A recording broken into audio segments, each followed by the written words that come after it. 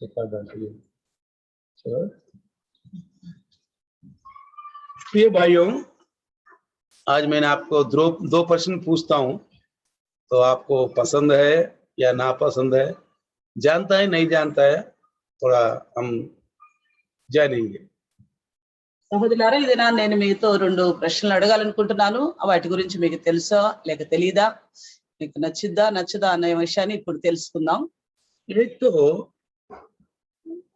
जो मेरे पास नहीं आना चाहिए, अगर एक दिन वो हमारे पास आएगा, वो क्या है पता है? ఏదైతే మన దగ్గరికి రాకూడదో ఒక రోజు అది మన దగ్గరికి వస్తుంది. అదేంటో తెలుసా? రాకూడదు అనుకుంటాం. मैं नहीं चाहता हूं मेरे पास नहीं आए. ఏదైతే రాకూడదు అనుకుంటామో అదే మన దగ్గరికి వస్తుంది. ఏంటో తెలుసది? क्या है पता है? मृत्यु. మరణం. कोई भी ये नहीं सोचता मेरे पास मृत्यु आ जाए. ఎవరు కూడా ఆశించరు నాకు మరణం సంభవించాలి అని. दूसरी बात, రెండవది, कभी भी मैं उस जगह नहीं जाऊंगा, लेकिन उस जगह जाना ही पड़ेगा. మనం అనుకుంటాం నేను ఎప్పుడు కూడా ఆ స్థలానికి వెళ్ళను అని, కానీ ఆ స్థలానికి వెళ్ళాల్సే వస్తుంది. ఏంటి తెలుసా స్థలం? కబ్రస్థాన్. కబ్రస్థాన్, శ్మశానం. అర్థమైందా? समझ में आ गया? అర్థమైందా? एक पास्टर कितने लोगों को अपने जीवन में गाड़ दिया होगा? ఒక పాస్టర్ గారు ఎంతో మంది తన జీవితంలో వాళ్ళని పూడ్చివేసి సమాధి కార్యక్రమం చేసి ఉండొచ్చు. एक दिन उसी पास्टर को दूसरों ने भी गाड़ना पड़ेगा. ఇంకొక దినాన అదే పాస్టర్ గారికి ఇతరులు కూడా సమాధి చేయాల్సి ఉంటుంది. ये सच्चाई को हम सबको पता है. ఈ యొక్క సత్యం మనందరికీ తెలిసినదే. लेकिन కానీ जब से इंसान माँ की पेट में पृथ्वी में आ गया, ఎప్పుడైతే మనిషి ఈ భూమి మీదకి తల్లి గర్భం నుండి వచ్చాడో, मरने तक, చనిపోయే వరకు, यानी कि माँ की पेट से लेकर कब्रिस्तान तक, అనగా తల్లి గర్భం నుండి బయటకు వచ్చి మొదలుకొని ఆ యొక్క సమాధి స్థలం వరకు కూడా ये बीच में जो जीवन है, उस जीवन को वैल्यू है. ఆ మధ్యలో జీవించిన జీవితమే విలువైనది. यही वैल्यूबल है. ఇదే విలువైన జీవితం. इस जीवन को तुम कैसे बिता रहे? ఆ జీవితాన్ని నువ్వు ఎలాగా గడిపావు? अगर कुछ लोग कहते हैं मेरा जीवन को कोई दूसरों का कारण के वजह से मेरा जीवन अच्छा नहीं बन पाया, కొంతమంది అంటారు ఇతరుల కారణం వల్ల నా జీవితం మంచిగా అవలేకపోయింది, జరగలేకపోయింది, उनकी वजह से मेरा जीवन खराब हो गया. వారి వల్ల నా జీవితం పాడైంది అంటారు. लेकिन बाइबल कहती है అని బైబిల్ అంటుంది, नहीं, अपने आप को खराब करने के लिए सोचा ही इसलिए खराब हो गए. నీకు నువ్వే పాడు చేసుకోవాలనుకున్నావు కాబట్టి పాడైపోయింది నీ జీవితం. आइए बाइबल की वचनों में एक बात ध्यान देंगे. రెండు బైబిల్ గ్రంథంలోని వాక్యం వైపు మన ధ్యానం आज పెడదాం. वचन रूपी परमेश्वर हमसे क्या बातचीत करे? వాక్యమైన దేవుడు మనతో ఏం మాట్లాడబోతున్నాడో చూద్దాం. गलतियों की लिखी हुई पत्री, గలతీయులకు రాసిన పత్రిక संत पौलुस गलतियों की लिखी हुई पत्री 6:7 में एक बार एक सच्चाई की बात हम सुनेंगे. అపోస్తలుడైన పౌలు గలతీయులకు రాసిన పత్రిక 6వ అధ్యాయం 7వ వచనం ఒకసారి చూద్దాం. परमेश्वर खड्डों में नहीं उड़ाया जाता, क्योंकि मनुष्य जो कुछ बोता है वही काटेगा. మోసపోకుడి దేవుడు వెక్కిరింపబడడు, మనుషుడు ఏమి విత్తునో ఆ పంటనే కోయును. समझ में आ गया? అర్థమవుతుంది కదా? किसी से दूसरों के ऊपर ब्लेम मत लगाओ. ఇతరుల మీద మనం నింద వేయద్దు. हाँ, हो सकता है दूसरों के द्वारा कई बार हमारा जीवन में कुछ स्ट्रगल आ सकता है. కావచ్చు, ఇతరుల ద్వారా మన జీవితంలో కొన్ని ఇబ్బందులు రావచ్చు. हाँ, हो सकता है, मैं ये नहीं कह रहा. రావచ్చు, వచ్చే ఉండొచ్చు. लेकिन కానీ हम उसमें प्रभावित ना हो. మన దానిలో పడిపోకూడదు. प्रभावित ना हो, దానిలో మనం ప్రభావితులం కాకూడదు. भयानक गड्ढों से हम बाहर निकलना है. ఆ భయంకరమైన గుంట నుండి మనం బయటికి రావాలి. ये प्रभु का इच्छा है. ఇది దేవుని చిత్తం. देखो, చూడండి, यहाँ गलतियों की लिखी पत्री में ये वचन क्या कहती है? గలతీయులకు రాయబడిన ఈ పత్రికలో ఈ వాక్యం ఏమంటుంది? धोखा ना खाओ. మోసపోకుడి. చూసారా ఏమంటున్నాడు? प्रभु क्या कह रहे हैं? ప్రభు ఏమంటున్నాడు? धोखा ना खाओ. మోసపోకుడి. ये मत सोचना अपने जीवन को खराब करके दूसरों को ऊपर बिल्कुल तुम अब थोपना मत. నీ జీవితాన్ని నువ్వే పాడు చేసుకుని చివరికి ఎవరి మీదో అనింద వేయకు. ये परमेश्वर का अच्छा ना लगता. ఇది దేవునికి నచ్చని విషయం. एक बार हम ये अदन के वाटिका में जाएगा तो ఒకసారి ఏదైనా వనానికి వెళ్తే आदम से परमेश्वर ने कहा, आदम क्यों खाया तू फल? ఆదాముని దేవుడు అడుగుతున్నాడు, ఎందుకు ఈ ఫలాన్ని నువ్వు తిన్నావు? आपने जो दिया, जो पत्नी, जो सहायक, उसी ने मुझे खिलाया. నువ్వు ఎవరినైతే నాకు సహాయంగా స్త్రీని ఇచ్చావో ఆవేడే నాకు తినిపించింది అంటున్నాడు. वाह, तू क्यों खाया? అవ్వ నువ్వెందుకు తిన్నావు అంటే वो सांप है ना, उसने खिलाया. ఆ యొక్క పామే నాకు తినిపించింది क्या అంటున్నాడు. परमेश्वर ने उनको क्षमा किया? ఆ దేవుడు వాళ్ళని క్షమించాడా? बताइए। చెప్పండి. और गुस्सा होगा, ఇంకా కోపగించాడు, और गुस्सा होगा, ఇంకా కోపగించాడు, उनको श्राप दे दी। వారిని శపించాడు. देखो इंसान को परमेश्वर ने श्राप दे दी, చూడండి, దేవుడు మనిషిని శపించాడు. क्योंकि परमेश्वर इंसान को जो चाहना जो वो रहना चाहते हैं ऐसा ना रहेगा तो परमेश्वर का इंसान के ऊपर गुस्सा आता है। దేవుడు కోరుకున్నట్లుగా మనిషి గనక జీవించకపోతే దేవునికి మనిషి మీద కోపం వస్తుంది. आपके बच्चे आपकी बात नहीं मानेगा तो आपको गुस्सा नहीं आता। నీ పిల్లలు నీ మాట విననట్లయితే నీకు కోపం రాదా? अगर तू ऑफिस में अधिकारी है, నువ్వు ఆఫీస్ లో అధికారిగా ఉన్నావు, आपके नीचे जो काम करने वाले నీ కింద పని చేసే వాళ్ళు ఉన్నారు, ठीक से काम नहीं किया, వాళ్ళు సరిగా పని చేయట్లేదు, आपने जो बताया वो नहीं किया, నువ్వు చెప్పింది వాళ్ళు చేయట్లేదు, गुस्सा आता ही नहीं। నీకు కోపం వస్తుందా లేదా? गुस्सा आता ही नहीं, కోపం వస్తుందా లేదా? आता है। వస్తుంది కదా. इसी तरह से అలాగే परमेश्वर भी దేవుడు కూడా मनुष्य को एक चाहत से बनाया। దేవుడు మంచి తన చిత్తము చొప్పున చేశాడు మనిషిని. अगर वो चाहत अगर उसको पसंद नहीं है तो बहुत डांटेगा। తను కోరుకున్నట్లుగా మనిషి నడవకపోతే చాలా గద్దిస్తాడు. हमारा जीवन में भी प्रतिफल नहीं मिलेगा। మన జీవితంలో కూడా దానికి ప్రతిఫలం దొరకదు. क्यों? वो हमारे साथ नहीं आएगा, ఎందుకంటే అవి మనతో రావు. మన साथ नहीं आएगा। वो ఆయన మనతో రాడు।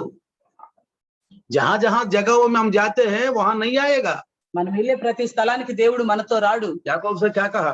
యాకోబుతో ఏమంటున్నాడు? जहां जहां तू जाएगा मैं वहां आऊंगा, ఎక్కడెక్కడికి నువ్వు వెళ్తావు, నువ్వు వెళ్ళే ప్రతి చోటకి నేను వస్తాను అని. आपको नहीं छोड़ूंगा, నిన్ను విడిచిపెట్టను फिर అంటున్నాడు. दोबारा इसी जगह पे लेके आऊंगा। మరలా ఇదే స్థలానికి నిన్ను తీసుకొస్తానంటున్నాడు. समझ में आ गया? అర్థమవుతుందా? इसलिए भाइयों बहनों, అందుకే సహోదరి సహోదరు, धोखा ना खाओ। మోసపోకుడి. ये शब्द क्यों बोला? ఎందుకంటున్నాడు? दूसरों के ऊपर ब्लेम मत लगाओ, ఇతరుల మీద నింద వేయకు. ये बाइबल दिया गया। ఈ వాక్యం బైబిల్ అని గ్రహించబడింది. पढ़ो, దీన్ని చదవండి, दिवारात्र पढ़ो। దివారాత్రులు ధ్యానించండి. ये आपको क्या सिखाता है? ఏమి నేర్పుతుంది ఈ వాక్యం మీకు? क्या सिखाता है? ఏమి నేర్పుతుంది? इसलिए कहते हैं అందుకే అంటున్నాడు, परमेश्वर टट्टों में नहीं उड़ाया जाता। దేవుడు వెక్కిరింపబడుడు.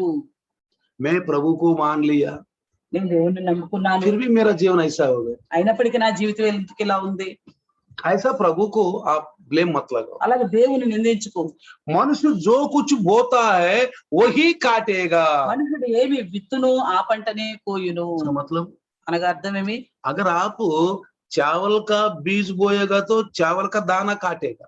మీరు గనక ఆ వడ్ల గింజను విత్తినట్లయితే మీరు వడ్లే నూర్చుకుంటారు. अगर गेहूं का दाना बोएगा तो गेहूं का फसल काटेगा, నువ్వు గనక గోధుమని విత్తినట్లయితే నువ్వు గోధుమ పంటను और కోసుకుంటావు. दूसरा फसल तो नहीं काटेगा। వేరే పంటను మనం కోసుకోం కదా. तेरे हाथ से क्या बोया आपने? నీ చేతితో ఏమి విత్తావు, कौन सा बीज बोया आपने? ఏ విత్తనం విత్తావు, वही काटेगा ना। అదే నువ్వు కోస్తావు కదా. अगर आम का बीज तू बोएगा, गाड़ेगा तो जमीन में जब अंकुर आएगा तो बड़े होने के बाद उसी आम का फल खाएंगे, अमरूद का फल खाएंगे। నువ్వు మామిడి విత్తనం విత్తినట్లయితే అది పెద్దదైన తర్వాత దాని నుండి మనం మామిడి పండ్లు తీసి తింటామా లేక జామ పండ్లు తింటామా? कौन सा फल खाएंगे? ఏ ఫలాలు తింటాం? ये तो हमारे सामने जो प्रकृति के रूप में, भौतिक रूप में ये समझना बहुत जरूरी है। ఇది మన ఎదురుగా ఉన్న ఈ ప్రకృతి పరమైన విషయాన్ని మనం అర్థం చేసుకోవాలి. ध्यान से सुनना इस बात को। జాగ్రత్తగా వినండి. और देखो उसमें 8वें वचन में क्या लिखा है? దేవునిలో ఏమంటున్నాడో చూడండి. क्योंकि जो अपने शरीर के लिए बोता है वो शरीर के द्वारा विनाश की कटनी कटेगा। ఏలయనగా తన శరీరేచ్ఛలను బట్టి విత్తువాడు తన శరీరం నుండి క్షయమును పంట కోయును. समझ में आ गया? అర్థమైందా? आपका शरीर से जो कुछ भी करेगा वो आप ही के अंदर जो होगा, ఈ శరీరముతో నువ్వు ఏమి విత్తుతావో అదే నీలో జరుగుతుంది. भाई विनाश का कटनी। అదే క్షయమగు పంట. क्या बोल रहा है? विनाश का कटनी। ఏమంటున్నాడు? క్షయమగు పంట. और दूसरी बात, और जो आत्मा के लिए बोता है वो आत्मा के द्वारा अनंत जीवन की कटनी कटेगा। ఇంకా రెండో విషయం అంటున్నాడు, ఆత్మను బట్టి విత్తువాడు ఆత్మ నుండి నిత్య జీవమును పంట కోయును. समझ में आ गया? అర్థమవుతుంది కదా. जो हम भले काम करने में साहस ना छोड़े, మనం మేలు చేటు యందు విసుకక యుందము. क्योंकि यदि हम डीले ना हो तो ठीक समय पर कटनी काटेंगे।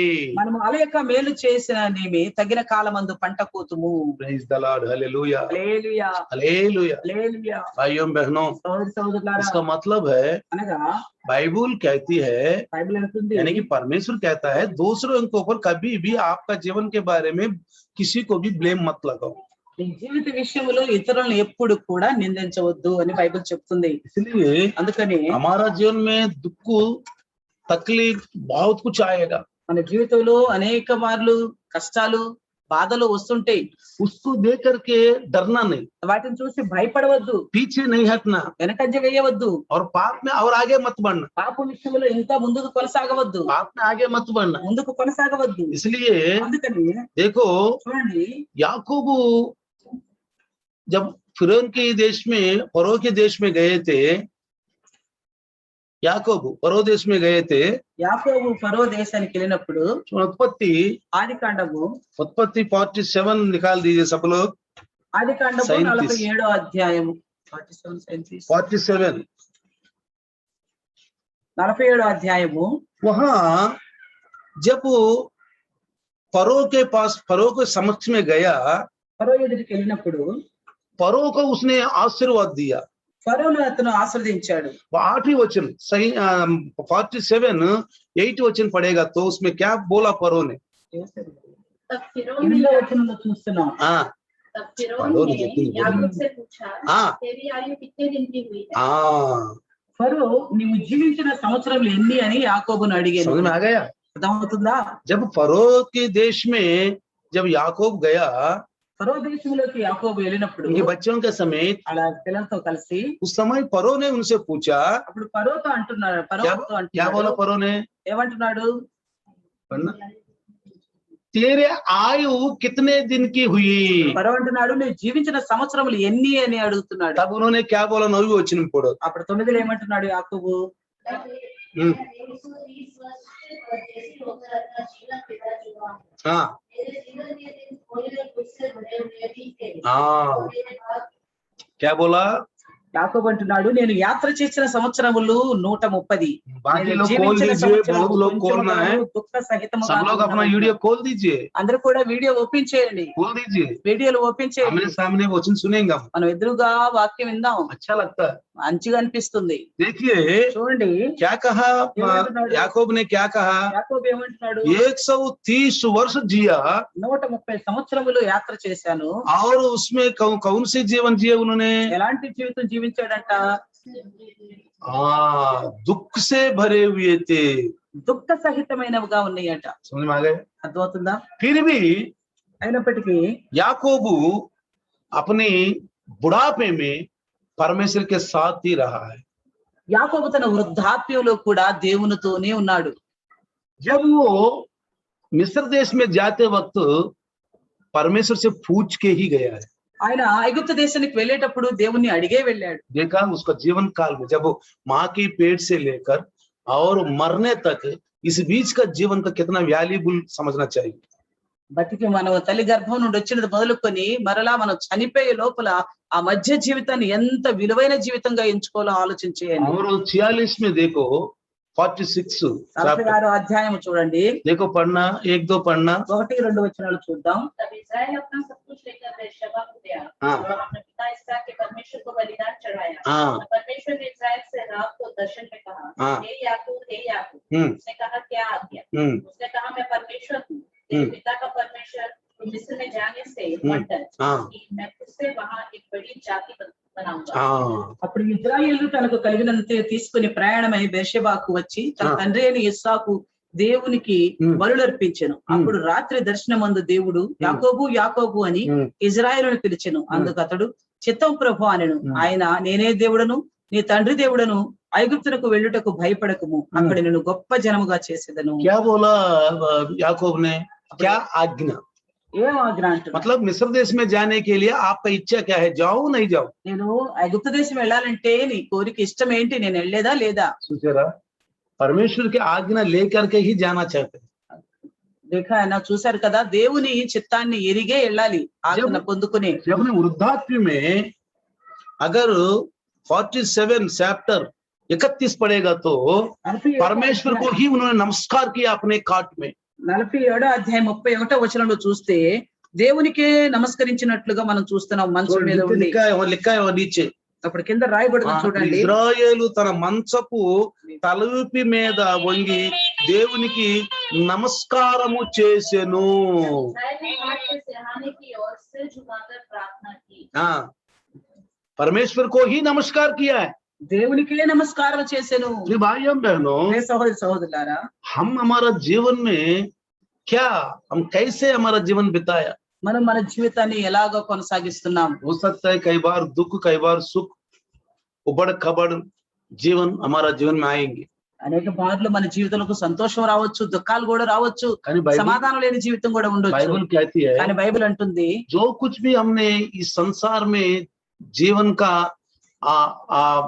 जीवन का दिन काटा है, हर बातों में, हर जीवन में जो भी काम किया वो प्रतिफल हमारा मिलेगा. మన జీవితంలో మనం ఏమేమైతే చేశామో, ఏ విధంగా మన జీవితాన్ని కొనసాగించామో వాటి అన్నిటి విషయంలో ప్రతిఫలం దొరుకుతుంది. मैं पहले ही पूछा आपसे, నేను ముందే మిమ్మల్ని एक అడిగాను, दिन जो दिन नहीं आएगा वो दिन आएगा, वो मृत्यु है. మనం అనుకున్నాం ఒక రోజు రాకూడదు మన జీవితంలోనే, అది మరణము, అది వస్తుంది इस తప్పనిసరిగా. जगह नहीं जाना चाहता हूँ, वो कब्रिस्तान में है, जाना चाहिए. ఎక్కడికి మనం వెళ్ళకూడదు అనుకుంటామో అక్కడికి మనం వెళ్ళాల్సి వస్తుంది, ఆ సమాధి స్థలానికి. हमारा जीवन में कितने लोगों को हम कब्र में ले गए, उनके साथ गए थे, कितने लोग हम गाड़ के आ गए. మనం మన జీవితాల్లో ఎంతో మందిని ఆ స్థలానికి, ఆ సమాధి స్థలానికి తోడుకుని వెళ్ళాము, ఎంతో మందిని పూడ్చివేసి వచ్చాము. एक दिन हमको भी गाड़ने के लिए लोग आएंगे. ఒక రోజు మనల్ని కూడా పూడ్చివేయటానికి ये మనుషులు सत्य వస్తారు. है, ఇది సత్యం, ये सत्य है, ఇది సత్యం. लेकिन हमारा जीवन कैसे बीता? కానీ మనం ఎలా జీవితాన్ని జరిగించాం, కొనసాగించాం. एक बार मत्ती सुसमाचार 12वीं अध्याय, మత్తయి సువార్త 12వ అధ్యాయము सब लोग निकाल दीजिए. అందరూ తీద్దాం. मत्ती सुसमाचार మత్తయి సువార్త 12వ అధ్యాయము 12वीं अध्याय, सब लोग निकाल दीजिए. 12वीं अध्याय मत्ती सुसमाचार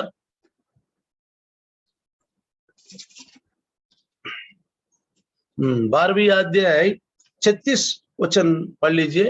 12వ అధ్యాయం మత్తయి సువార్త 36 37 36 37 వచనం. हाँ मैं तुमसे कहता हूँ कि जो जो निकम्मी बातें मनुष्य करेंगे, हाँ, न्याय के दिन वे हर एक उस बात का लेखा देंगे. समझ में आ गया. क्योंकि तुम अपनी बातों के कारण निर्दोष और अपनी बातों ही के कारण दोषी ठहराया जाएगा. बस నేను మీతో చెప్పినదేమనగా, మనుషులు పలుకు వ్యర్థమైన ప్రతి మాటను గూర్చి విమర్శ దినమున లెక్క చెప్పవలసి ఉండును. నీ మాటను బట్టి నీవు నీతిమంతుడవని తీర్పు పొందుదువు, నీ మాటను బట్టివే అపరాధివని తీర్పు నొందుదువు. समझ में आ गया. అర్థమవుతుంది కదా?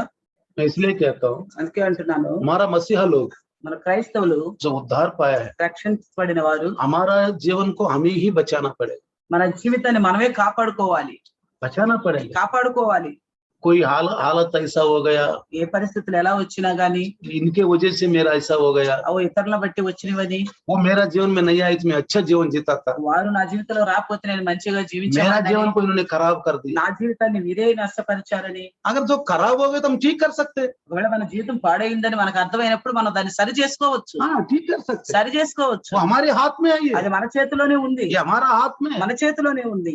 हमारा एक मददगार है, ఆయన మనకు ఒక సహాయకుడు, एक मददगार है, ఒక సహాయకుడు ఉన్నాడు, पवित्र आत्मा है. పరిశుద్ధాత్మ దేవుడు. सुबह से उठते ही पवित्र आत्मा को प्रार्थना करो, ఉదయాన్నే లేవటంతోనే పరిశుద్ధాత్మను వేడుకునండి. क्योंकि यीशु का पक्ष में एक सहायक को भेजा है, ఎందుకంటే యేసుక్రీస్తు తరపున ఒక సహాయకుడిని మన కోసం అనుగ్రహించాడు. यीशु मसीह स्वर्ग में बैठा है, ప్రభువైన యేసు పరలోకమందు కూర్చునున్నాడు, पिता के दाहिने हाथ में बैठा తండ్రి है. కుడి పార్శ్వమున एक सहायक हमको दिया है. ఒక సహాయకుడిని మన కోసం सुबह सुबह అనుగ్రహించాడు. सहायक से प्रार्थना करो, ఉదయాన్నే ఆ సహాయం కోసం हे వేడుకునండి. प्रभु, ఏ ప్రభువా, ये फलाना फलाना काम करना, నేను ఫలానా పని చేయాలనుకుంటున్నాను, आज कौन सी जगह में जाना है, ఈ రోజు ఫలానా స్థలానికి నేను వెళ్ళాలి, किस आदमी से मिलना है, ఎవరితో కలవాలి, क्या क्या काम है. ఏం పనులు ఉన్నాయో अपना टाइम टेबल रात को बना के रखो, నీ టైం టేబుల్ రాత్రి నువ్వు సిద్ధపరచుకుని ఉంచుకో, टाइम टेबल रात को बना के रखो. సిద్ధపరచుకుని ఉంచుకో. सुबह सुबह उठते ही प्रभु का सम्मुख में लेके आओ. ఉదయాన్నే లేవటంతోనే దేవుని సన్నిధానానికి ఆ మాటను తీసుకుని రా. सहायक हमारे साथ आए, అప్పుడు నీ సహాయకుడు నీతో వస్తాడు. बिगड़े हुए काम भी बन जाए.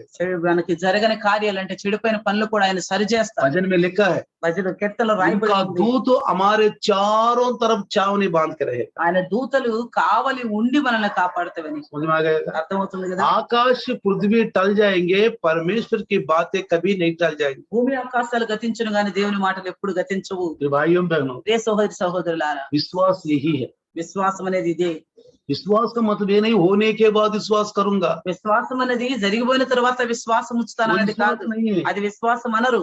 जो होने वाले हैं हुआ नहीं, జరగబోయేది ఇంకా జరగలేదు, उसमें विश्वास करो, దాని యందు విశ్వాసం ఉంచుట, उसमें विश्वास దాని करो। యందు విశ్వాసం जो ఉంచుట. होने वाली बातों को, जो संभव होने वाले बातों को पवित्र आत्मा हमको बताएंगे, జరగబోయే విషయాల్ని పరిశుద్ధాత్మ దేవుడు మనకు తెలియపరుస్తాడు. पवित्र आत्मा हमको बताएंगे। పరిశుద్ధాత్మ దేవుడు మనకు इसलिए తెలియపరుస్తాడు. पवित्र आत्मा को निर्भर हो जाओ। అందుకని పరిశుద్ధాత్మని మీద ఆధారపడండి. तुरंत पवित्र आत्मा कई बार वचन लेके हमको बताएंगे तो वचन हमको हिम्मत देगा।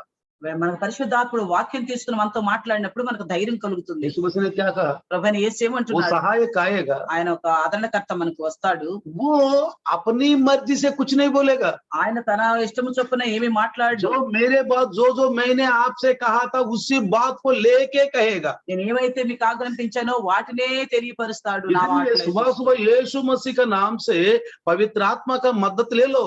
అందుకని ఉదయాన్నే ప్రభువైన యేసుక్రీస్తు నామములో పరిశుద్ధాత్మ సహాయమును వేడుకొనండి. अब आपकी होठों को वो रखवाला रहेगा, అప్పుడు ఆయన నీ పెదవులకి కాపుదలగా ఉంటాడు, रखवाला रहेगा। కాపుదలగా ఉంటాడు. ये बात बोलना चाहिए, ये बात नहीं बोलना चाहिए। ఈ మాట అనవచ్చు, ఈ మాట అనకూడదని తెలిసి ఉండాలి. परमेश्वर का पुत्र यीशु मसीह हमको नाश करने के लिए, न्याय करने के लिए नहीं आया, उद्धार देने के लिए आया।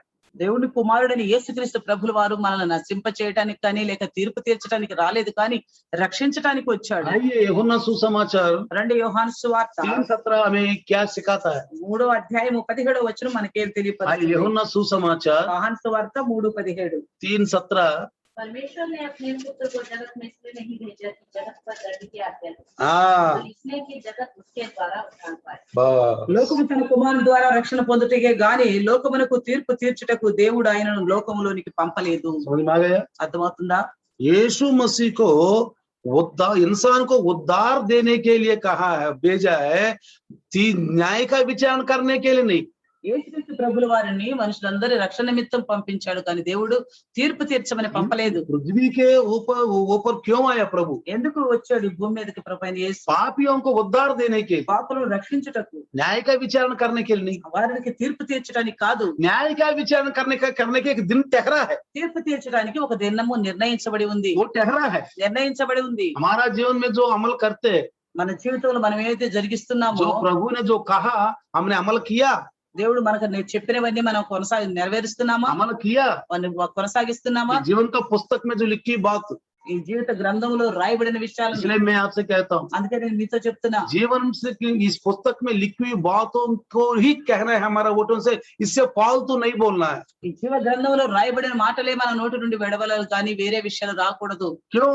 ఎందుకు? एक दिन न्याय का विचारण होगा, ఒక రోజు తీర్పు జరుగుతుంది. लेकिन जब पृथ्वी में अब आप जी रहे भी, అవి ఇప్పుడైతే మీరు జీవిస్తున్నారు, उद्धार భూమి మీద पालो, మీరు రక్షణ పొందండి. मरते दम तक, చనిపోయే లోపల, मरते दम तक చనిపోయే వరకు एक दिन मृत्यु आएगा, ఒక రోజు తప్పకుండా మరణం వస్తుంది. जरूर हमारे पास मृत्यु आएगा। తప్పనిసరిగా మన దగ్గరికి మరణం वो कब వస్తుంది. आएगा नहीं पता, ఎప్పుడు వస్తుందో తెలియదు, कब आएगा नहीं पता। ఎప్పుడు వస్తుందో తెలియదు. मैं 3 बात बताता हूँ, నేను 3 మాటలు చెప్తున్నాను, हमेशा याद रखना। ఎల్లప్పుడూ గుర్తుంచుకోనండి. प्रभु आकाश और पृथ्वी रहेगा, प्रभु मेरा जीवन जब तक रहेगा, यीशु मसीह बादलों में जब तक नहीं आएंगे तब तक मेरा जीवन को मैं अच्छे सफलता में चलाऊंगा।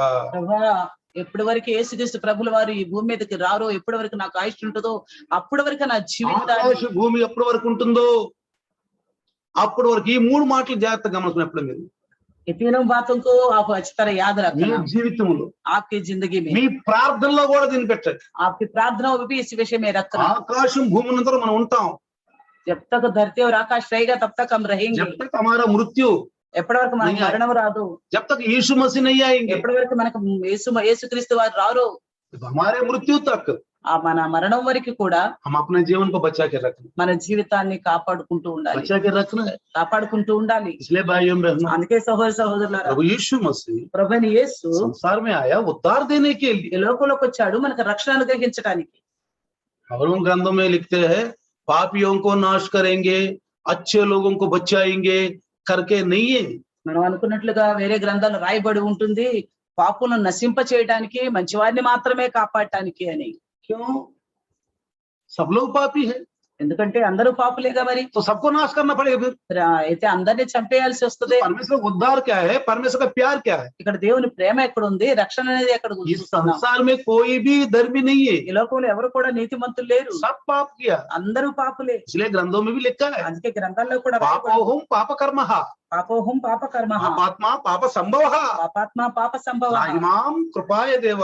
త్రాహిమాం కృపాయే దేవ. एक पापी प्रभु के पास जाके पापोहम पाप कर्मः, भैया मैं पाप किया हूँ, पाप के कर्म से दबे हुए हूँ मैं। ఒక పాపి ప్రభు దగ్గరికి వెళ్ళి, ప్రభా నేను పాపము చేశాను, పాపంతోనే నేను కృంగిపోతున్నాను. पापात्मा पाप संभव, పాపాత్మ పాప సంభవ, पाप से ही गर्भ से आया हूँ। నేను పాపంలోనే నా తల్లి గర్భం నుండి వచ్చాను. तो धर्मी कौन है यहाँ? ఇంకెక్కడ నీతిమంతులు ఉన్నారు? तो पापियों को सबको नाश करूंगा और अच्छे लोगों को बचाऊंगा, कहाँ से होगा ये बात? పాపులందరిని నశింపజేస్తాను, మంచి వాళ్ళందరిని రక్షిస్తాను, ఇది ఎక్కడ సాధ్యం? संसार को बहुत प्यार किया। లోకం ఎంతో ప్రేమించెను. क्या परमेश्वर प्यार करता है या दुश्मनी करता है? దేవుడు లోకంతో మనుషులను ప్రేమిస్తాడా లేక వాళ్ళతో విరోధం పెట్టుకుంటాడా? किसको प्यार किया? ఎవరిని ప్రేమిస్తాడు? धर्मियों को प्यार किया, पापियों को प्यार किया। నీతిమంతులను ప్రేమిస్తున్నాడా, పాపులను ప్రేమిస్తున్నాడా? पापियों को प्यार किया, పాపులను ప్రేమిస్తున్నాడు. पापियों को प्यार करके పాపులను ప్రేమించి ये बाइबल दिया, ఈ బైబిల్ గ్రంథాన్ని ఇచ్చాడు. लिखी हुई बाइबल। ఈ రాయబడిన గ్రంథం. जब आपके पास एक वचन आया, మీ దగ్గరికి వాక్యం వచ్చింది, उसको पालन करो, आप దాన్ని నెరవేర్చండి. उसको पालन करो। దాన్ని నెరవేర్చండి. उसको इनकार करना पाप है। దాన్ని వ్యతిరేకించడం పాపం. तू अच्छा बनो, నువ్వు మంచివాడిగా అవ్వు, अच्छा बनो। మంచివాడిగా అవ్వు. अच्छा बनने की अच्छी बात क्या है? మంచివాడిగా అవ్వాలంటే ఏం చేయాలి? మంచి విషయాలు ఏంటి? एक तो संगति, ఒకటి సహవాసం, एक संगति, సహవాసం. एक बाइबल पढ़ना, రెండోది బైబిల్ గ్రంథం చదవటం, प्रार्थना करना, ప్రార్థించటం, जो भी सुनेगा उसको अमल करना, ఏదైతే వింటున్నామో వాటిని పాటించటం, बुरे को छोड़ देना, भले को अपनाना। చెడును విసర్జించి మేలును చేపట్టటం. इसलिए बाइबल कहती है, అందుకే బైబిల్ అంటుంది, ज्यादा गुस्सा मत करो, కోపగించుకోవద్దు అంటున్నాడు. ज्यादा गुस्सा मत करो। శీఘ్రంగా కోపగించుకోవద్దు गुस्सा అంటున్నాడు. करेगा तो तेरे बॉडी में क्या उत्पन्न हो गया वही कल काटेगा।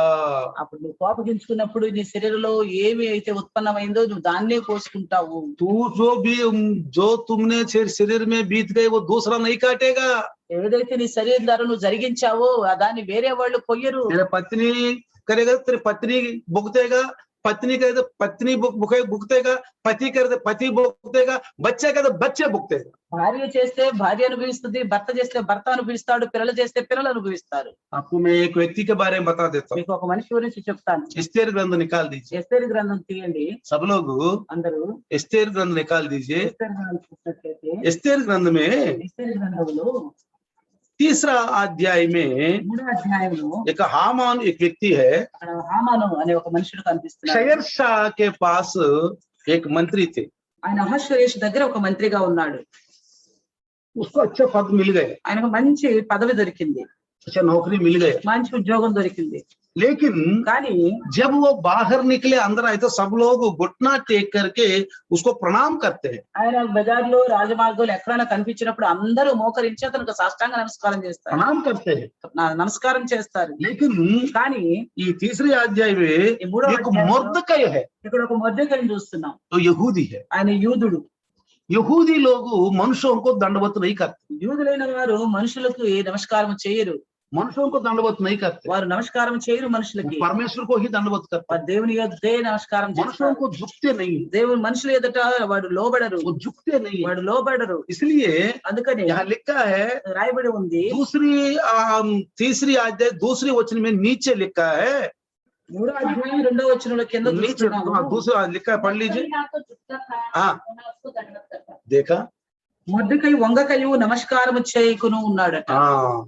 कई बार वहां जो काम करने वाले कर्मचारी मुर्दकई, हम सब घुटने में आते हैं, नमस्कार करते हैं, लेकिन आप ना घुटने में आते हो ना नमस्कार करते हो, क्या बात है? చాలా మంది అతనితో పనిచేసి అక్కడ ఉన్న వాళ్ళు అంటా ఉంటారు నా మొర్దెకైతో, మేము చూస్తున్నాము, మేము అందరం కూడా వంగుతున్నాము, నమస్కారం చేస్తున్నాము, నువ్వు వంగవు నమస్కారం చేయవు, ఏంటి విషయం అని అడుగుతున్నారు. इन्होंने क्या बोला पता? అప్పుడు ఆయన ఏమంటున్నాడో తెలుసా? 4 वचन में नीचे लिखता है, 4 4వ वचन వచనంలో आखिरी కింద రాస్తున్నాడు చివర్లో, हामान को बता दिया, उसने उनको बता दिया था कि मैं यहूदी हूँ। हाँ, నేను యూదులను గనుక ఆ పని చేయజాలని వారితో చెప్పాడు. हालेलुया। హల్లెలూయా. आज हम क्या करना पता है? ఈ రోజు మనం ఏం చేయాలి? मैं क्रिश्चियन हूँ, वो काम नहीं कर सकता। నేను క్రైస్తవుని కాబట్టి ఈ ఫలానా పని చేయకూడదు, చేయను. समझ में आ गया? అర్థమవుతుందా? मैं क्रिश्चियन हूँ, నేను క్రైస్తవుని, मैं नहीं कर सकता। ఇది చేయకూడదు. हिम्मत है ధైర్యం ఉందా అలా అంటానికి? हमारा जीवन में మన జీవితంలో यही फल कल काटेगा।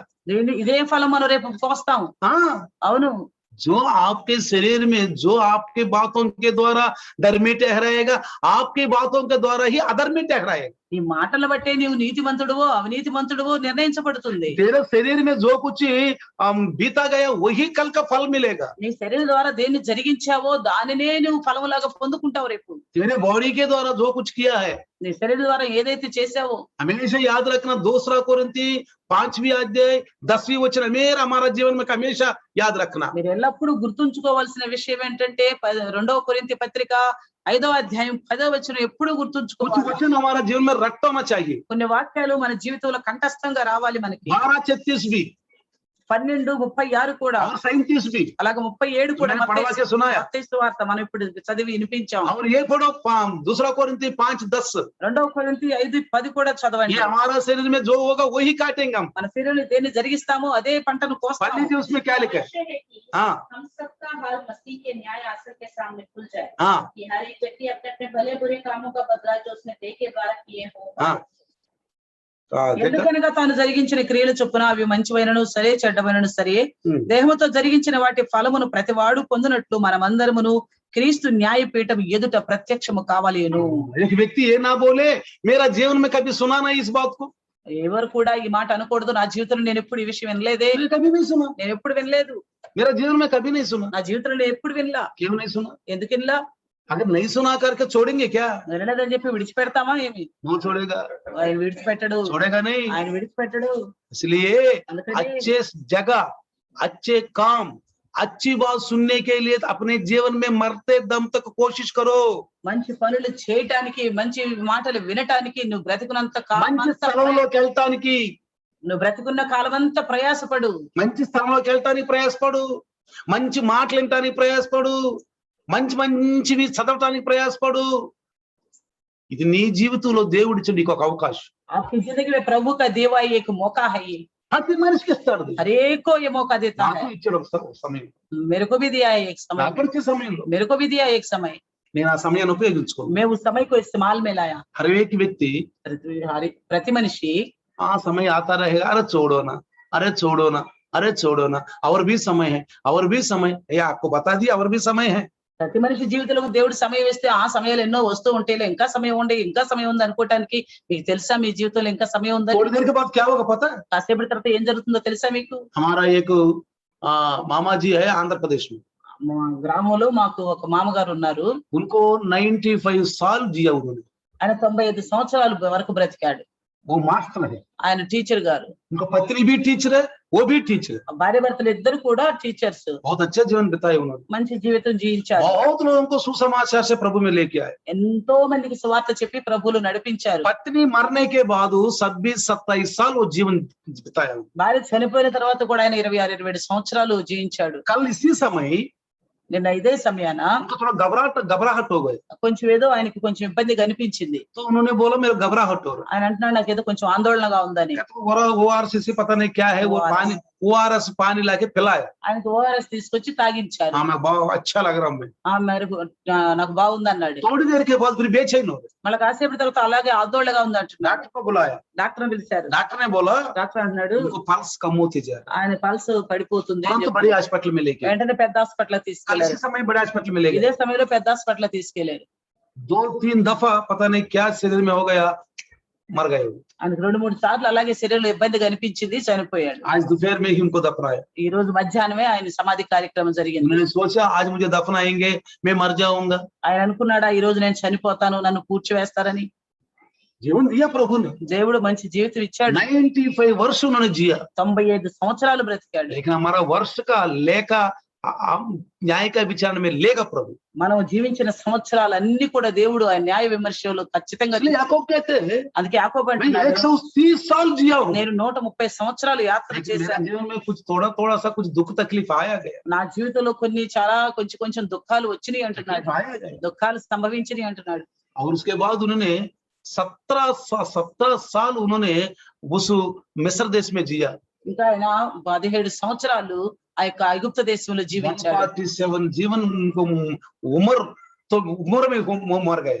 ఆయన 147 సంవత్సరాల వయసులో ఆయన చనిపోయాడు యాకోబు उनका जीवन में प्रभु को ही महिमा दी, ఆయన జీవితంలో దేవుణ్ణే మహింపరిచాడు प्रभु को ही महिमा दी। దేవుణ్ణే మహింపరిచాడు भाइयों बहनों, రే సహోదరి సహోదరులారా एक दिन न्याय का विचारण होगा, ఒకరోజు తప్పకుండా తీర్పు జరుగుతుంది अभी नहीं है, ఇప్పుడు కాదు अभी नहीं है, अभी उद्धार पाने का समय है। ये ఇదైతే రక్షణ పొందే సమయం लिखा है ना, రాయబడి ఉంది కదా 3:17 में लिखा है यूहन्ना में, యోహాను సువార్త 3:17 मैं आपको उद्धार देने के लिए आया हूँ, न्याय के विचारण करने के लिए पृथ्वी में नहीं आया हूँ। నేను రక్షణ పొందించడానికి వచ్చాను గాని నేను తీర్పు తీర్చడానికి రాలేదు लेकिन అంటున్నాడు. आपका देह में जो कुछ भी करेगा एक दिन न्याय का विचारण होगा। కానీ మీ దేహంతో జరిగించే ప్రతిదానికి ఒక రోజు తీర్పులోనికి వస్తుందని చెప్తున్నాడు. इसलिए आइए यूहन्ना सुसमाचार 5:24 पढ़ लीजिए, అందుకే యోహాను సువార్త 5:24 చదవండి. 5:24 पढ़ लीजिए। 5వ అధ్యాయం 24వ వచనం. मैं तुमसे सच कहता हूँ, जो मेरा वचन सुनकर मेरे भेजने वाले पर विश्वास करता है, हाँ अनंत जीवन उसका है।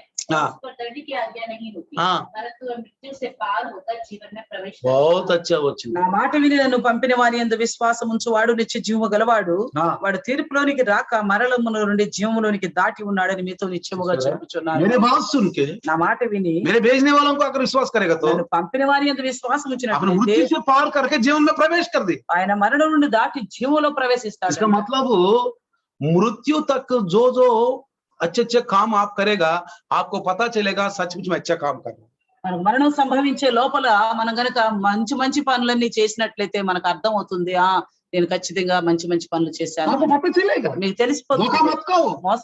మోసపడకండి. आप कैसे जीवन बिता रहे हैं, మీరు ఎలాంటి జీవితం अच्छा జీవిస్తున్నారు? जीवन बिता रहे, बुरा जीवन बिता रहे, మంచిగా జీవిస్తున్నారా లేక చెడు జీవితం జీవిస్తున్నారా? हमें पता है, అది మనకు తెలుసు. हमें पता है। మనకు తెలుసు. कुछ पास्टर लोग, कुछ विश्वास लोग प्रार्थना करते समय, కొంతమంది విశ్వాసులు పాస్టర్లు ప్రార్థన చేసేటప్పుడు कुछ आपस में बात करने के बाद లేక మాట్లాడుకునేటప్పుడు क्या बोलते पता है, ఏమంటారు తెలుసా? मैं कुछ गलती करेगा तो मुझे क्षमा करो, गलती करेगा तो मैं कुछ क्षमा करो। ఏదైనా తప్పు చేసినట్లయితే నన్ను క్షమించు అంటారు. ప్రభు प्रार्थना में कुछ गलती बोलेगा तो मुझे क्षमा करो। ప్రార్థన లేదని అడగకూడదని అడిగితే నన్ను క్షమించు अरे అంటారు. तुमको नहीं पता कौन सा गलती है, कौन सा अच्छी बात है, నీకు తెలీదా ఏది మంచి మాట ఏది మంచిది కాదు? कैसे जीवन बिता रहे, ఎలాంటి జీవితం तेरे జీవిస్తున్నారో, होठों से कैसे बात निकल रहे, నీ నోటి నుండి ఎలాంటి మాటలు వస్తున్నాయో क्या आपका नहीं पता क्या? నీకు తెలీదా?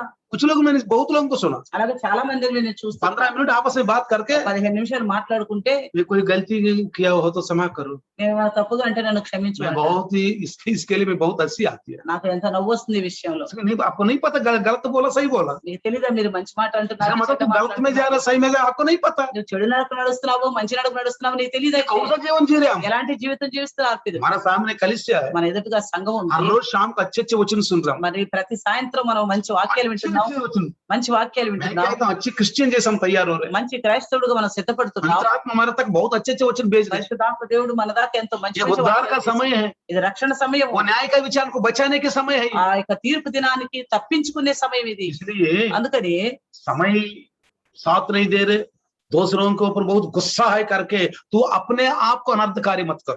సమయం నాకు సహకరించట్లేదు అని ఇతరుల మీద ఎంతో క్రోధం పెట్టుకుని నీవు చెడు మార్గంలో పడేసుకోవద్దు. जब मर्दकई के ऊपर बहुत गुस्सा कर रहे थे रोज, రోజు హామను మొర్దెకైని ఎంతో అసహించుకుంటున్నాడు. क्यों?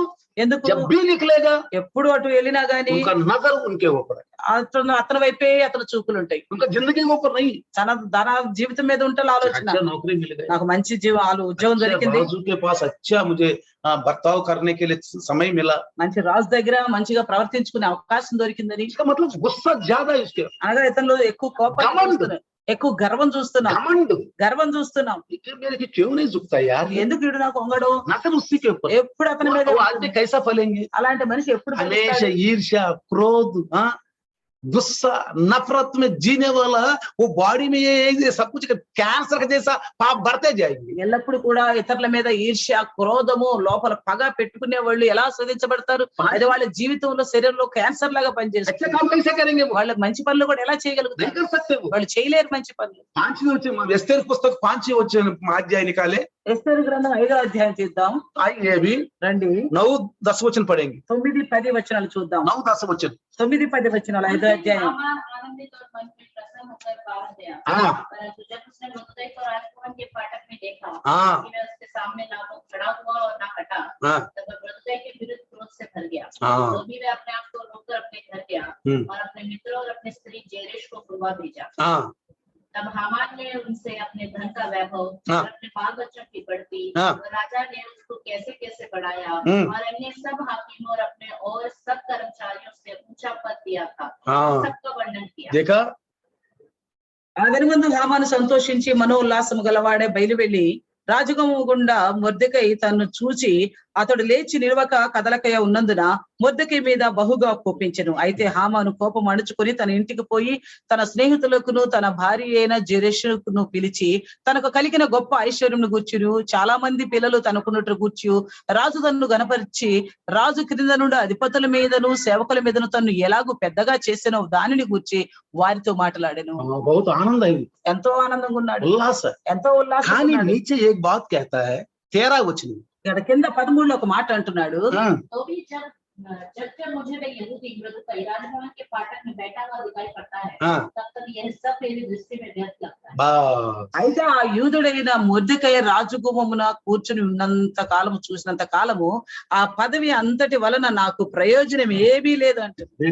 చూసారా, जो दिया है उसमें संतुष्ट नहीं है। తనకేమి దొరికిందో దానిలో ఆనందంగా లేడు. क्रिश्चियन लोग आज ध्यान से सुनना, క్రైస్తవులైన వాళ్ళు ऐसे जिंदगी जीवन कोई नहीं बिताना संसार में। ఇలాంటి జీవితం లోకంలో ఎవరు కూడా तनक संतुष्टि चक्का अच्छा नौकरी मिल गया, మంచి ఉద్యోగం ఉంది, बच्चे मिल गया, పిల్లలు ఉన్నారు, सम्मान मिल गया, మంచి గౌరవం దొరికింది, वो पत्नी मिल गया, భార్య ఉన్నది, वो कितना आनंदित होना था। ఎంతో ఆనందించాల్సింది. जब तक ये మొర్దెకై जिंदा है तो मेरे इसका कोई वैल्यू नहीं। ఎప్పటి వరకు ఈ మొదటిగా బతికి ఉంటాడు అప్పటి వరకు ఈ పదవి అంతటి వల్ల నాకు ప్రయోజనం లేదు అంటున్నాడు. చక్కగా మాట్లాడు, ఆ పదవి అంతటి వలన నాకు ప్రయోజనము లేదు। इस पद की वजह से कोई फायदा नहीं है मुझे। ऐसे क्रिश्चियन जिंदगी में होगा तो क्या मिलेगा? అలాంటి క్రైస్తవ లోకంలో ఉంటే ఎలా ఉంటుంది? इसलिए उसने क्या किया पता है? అందుకే ఏం చేశాడు తెలుసా? क्या किया? ఏం చేశాడు? 50 हाथ का तो फांसी का खंबा बना दी। 50 మూరల ఎత్తుగల ఒక ఉరికొయ్య చేయించాడు. पौलुस ने गलतियों को लिखा, जो तू बोएगा वही काटेगा, तेरे बातों के द्वारा ही तू धर्मी ठहरेगा, तेरे बातों के द्वारा तू अनर्थकारी ठहरेगा। అందుకే ఇక్కడ అంటున్నాడు పౌలు గారు కూడా వాక్యంలో, నువ్వేం విత్తుతావో దాన్నే కోస్తావు. మత్తయి సువార్తలు చూసినట్లుగా నీ నోటి మాటలు బట్టి నువ్వు నీతిమంతుడు అవినీతిమంతుడుగా తెలుస్తుంది అన్నట్టు. ఆ సమయం ఖచ్చితంగా వస్తుంది। प्रभु आशीर्वाद नहीं देगा, దేవుడు ఆశీర్వదించడు। अरे इसको दिया गया जिंदगी में तृप्ति नहीं है, इसको ఇచ్చిన ఈ జీవితంలో ఇతనికి తృప్తి లేదు, तृप्ति नहीं है। తృప్తి లేదు। अरे इसको क्या कर रहे? ఏం చేయాలి ఇతన్ని? दूसरों को देख के नफरत, ఇతను ఇతరులు చూసి अपने అసహ్యించుకుంటున్నాడు, आप को घमंड। తనకు తాను గర్విస్తున్నాడు। बाइबल क्या कहती है? బైబిల్ ఏమంటుంది? अपने आप को कम करो, నీకు ऊंचा किया जाए। నీకు నువ్వు తగ్గించుకున్నట్లయితే హెచ్చించబడతావు। पीसे हुए लोग और टूटे हुए लोगों पर प्रभु का मन है। ఎరిగి నలిగిన హృదయం గల వారినే దేవుడు వాళ్ళ మీద మనసు ఉంచుతాడు। 7वें अध्याय में 7వ అధ్యాయంలో जब रानी जो विंद में बुलाया, भोज में बुलाया, రాణి వారిని విందుకు పిలిచినప్పుడు समय वहां सारा उसको प्रकट हो गया।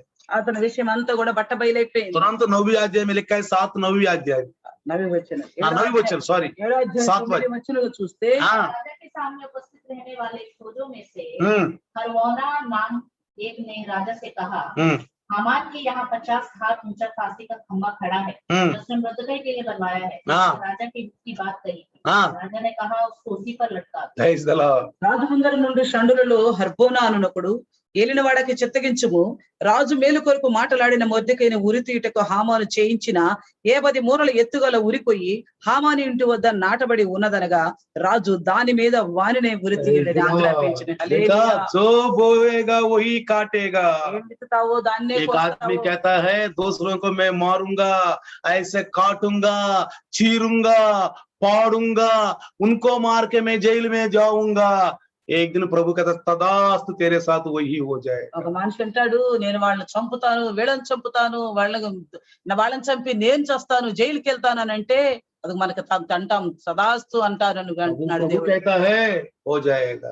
దేవుడు అంటాడు, నువ్వు तेरे అనుకున్నట్టు बातों के द्वारा ही न्याय की विचारणा हो నీ जाएगी। మాటలను బట్టే తీర్పు తీర్చబడుతుంది అంటాడు। तुरंत देखा చూసారా, मर्दकई के लिए 50 हाथ का खंबा जो फांसी का खंबा बनाया, आखिरी में हामान को ही हो गया। మొర్దెకై కోసం చేయించిన ఆ యొక్క 50 అడుగుల ఎత్తుగల ఉరి కొయ్య మీద ఆమానే आखिरी में देखो 8वीं वचन में लिखा है आमान के घर एस्तेर को दे दिया। మనం 8వ అధ్యాయంలో చూస్తే హామాను ఇంటిని ఎస్తేరు కోసం ఇచ్చినట్లు 8వ అధ్యాయంలో చూస్తున్నాం। और दो वचन आखिरी में देखेगा तो वो एस्तेर मर्दकई को उस हामान के घर के ऊपर अधिकारी बना दिया। మనం ఇంకా ఇక్కడ 8వ అధ్యాయం 2వ వచనంలో చూస్తే మొర్దెకైని ఆ హామాను ఇంటి మీద అధికారిగా ఉంచినట్లుగా చూస్తున్నాం।